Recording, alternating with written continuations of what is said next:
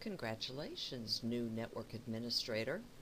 You are an administrator at Contoso Corporation, and you've been there long enough to understand how Active Directory was designed and how your company works with Active Directory. You now need to look at how the forest and domain structure is put together and determine how best to optimize this Active Directory infrastructure.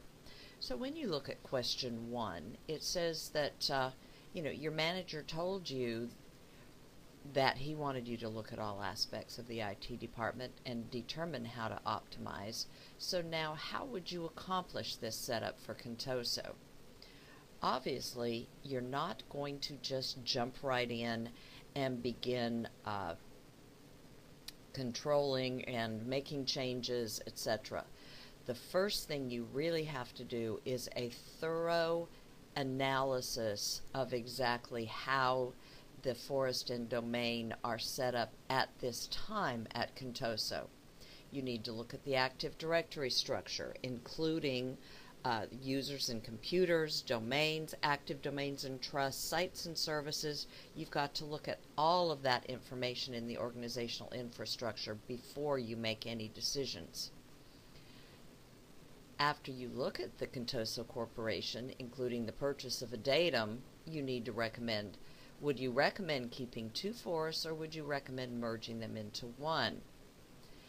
It's better to merge them into one. Now go back through your text and look at exactly how you would do it. And I'm not going to answer any more of the questions. I think that will get you started in the right direction. You do have to look at a migration path, etc., in order to ensure that you get everything set up appropriately.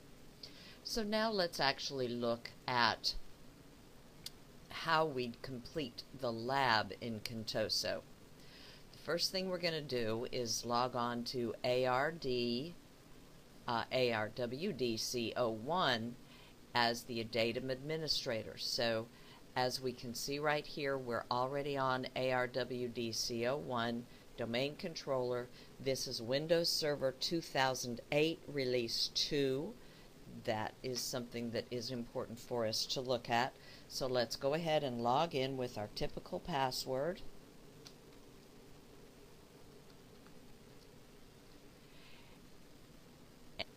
Alright, the first thing we're going to do is get everything in place so that we can upgrade this server to Windows Server 2012 R2. We're going to do that by going to the command prompt, changing to the D drive because that is where our actual installation is, and at the beginning, once we're in the D drive, we're going to type in support, add prep, /add prep,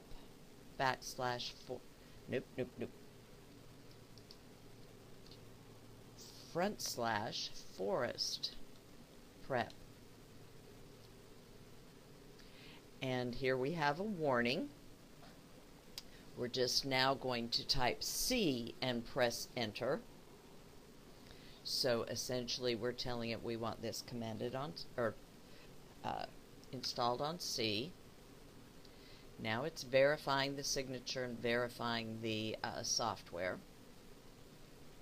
I'm going to wait and let that run.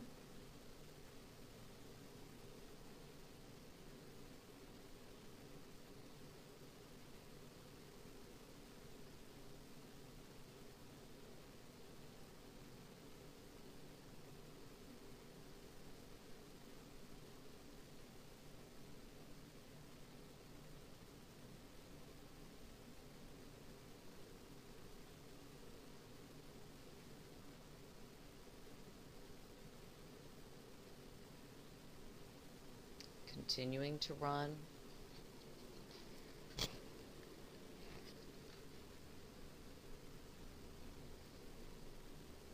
This is one reason why these labs can take so long.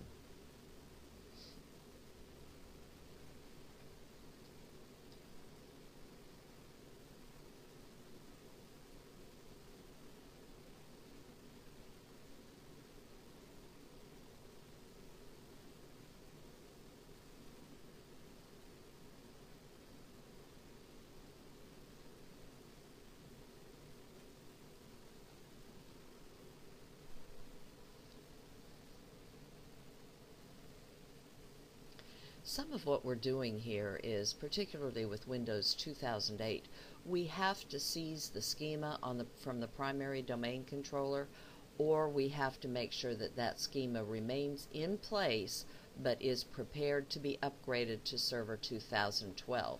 That is what we have just begun the process of doing. Now we are going to prep the system for functioning it within the domain. So we're typing in the command support /add prep /add prep space /domain prep space /GPPREP.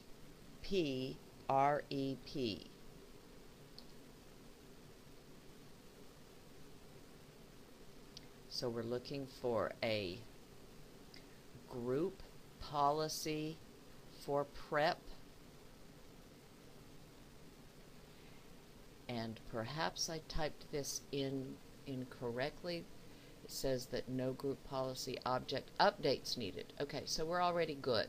We don't need to update those group policies. So we're going to move forward and continue from there. Now we're going to run setup. Let's see if we have to do this here.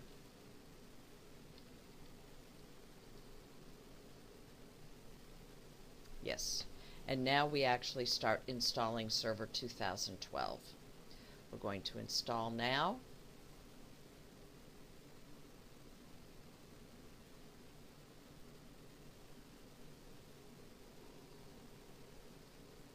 As this process is moving forward, we have to recognize that these labs are not online. These machines do not have online access, so we need to just go ahead and do this without going online for the active updates. Here, our product key is D2N9P, and I believe we leave out the dashes. Let's see what happens. 3P 6X9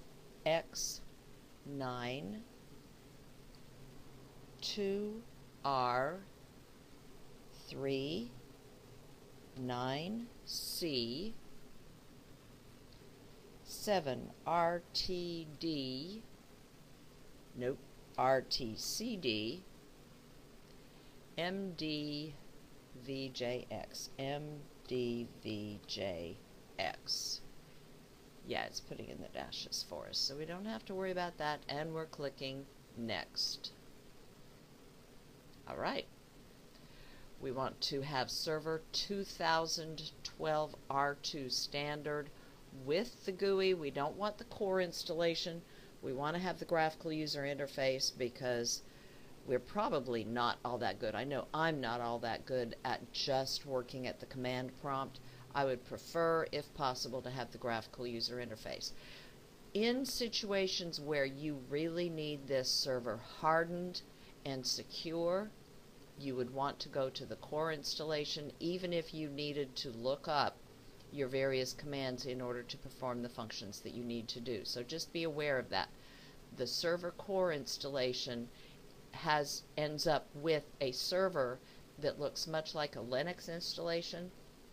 Everything is managed through the command prompt, and there is no graphical user interface to eat up space and provide a potential compromise to security. We now click Next. We are then going to accept the license terms as soon as it comes up. We accept and we click Next.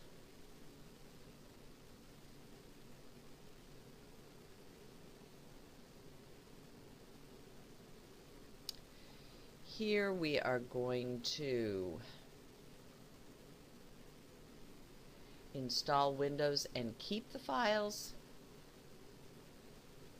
and we are working our way through the actual installation.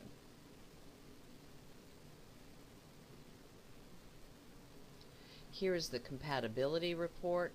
We're going to essentially ignore this and just click Next. So now we are updating Windows, and our machine is going to reboot several times.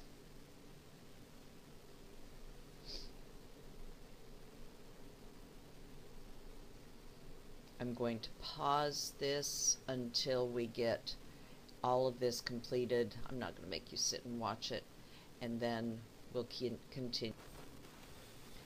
Okay, we're back now, and we have updated our server, or upgraded our server to Windows Server 2012. We are going to log in as the datum administrator. So obviously $$W0RD. We enter our password, and we're ready to continue configuring this system. We are going to go into Active Directory Domains and Trusts because we want to raise the domain functional level. So here we are, and you can see that our roles and server groups, we have nothing there right now, so we're going to have to, we're beginning to get everything in place.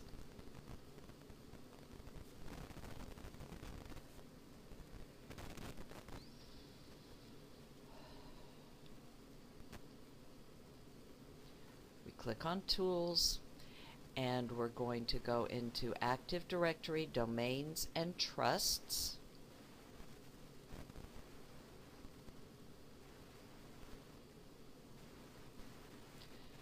When we are completing this process, we do want to be sure that we have our server disconnected from the rest of the network so that we can make sure that absolutely everything in here is set up correctly before it replicates to the remainder of the network. So you do need to be cautious about that.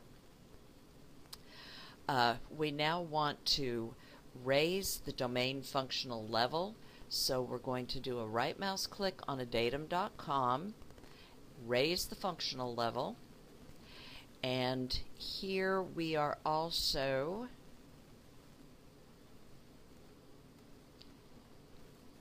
we're Server 2012.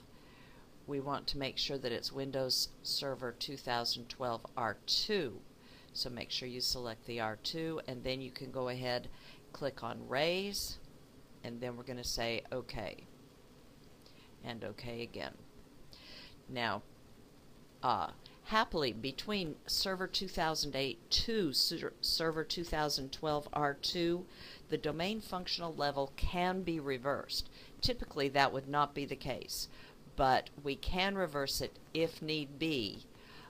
So just be aware, between the two of them, you would be able to get that taken care of. Now, I have skipped my way through, but you do need a screenshot before you actually click the final OK. And we are now finished. We have raised the domain functional level. We have a datum.com, and it is completed. And we have completed our lab.